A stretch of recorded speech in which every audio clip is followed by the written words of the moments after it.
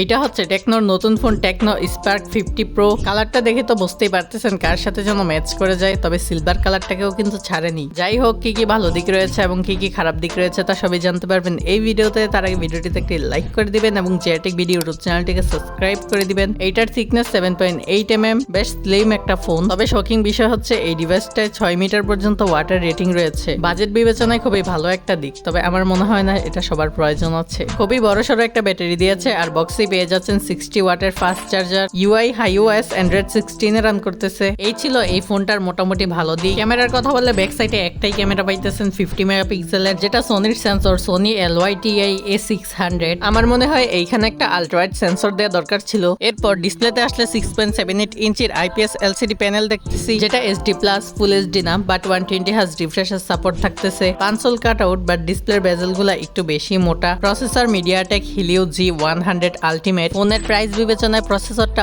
অনেকটাই পিছিয়ে। তবে এই ফোনের আরেকটা ভালো দিক হচ্ছে আইফোনে ফাইল শেয়ার করতে পারবেন। 128GB ভেরিয়েন্টের দাম রাখা হয়েছে 27,000 টাকা আর 128GB ভেরিয়েন্টের দাম রাখা হয়েছে 30,000 টাকা প্লাস সামথিং। আপনার কি মনে হয়, আপনি কি এত টাকা দিয়ে এই ফোনটা নিতে চাইবেন কিনা তা কমেন্ট করে অবশ্যই জানাবেন। তো এই ছিল আজকের ভিডিওটি ভালো লাগলে একটি লাইক করে দিবেন এবং জেটেক ভিডিও ইউটিউব চ্যানেলটিকে সাবস্ক্রাইব করে দিবেন। দেখা হচ্ছে আপনার সাথে নেক্সট ভিডিওতে। Good bye.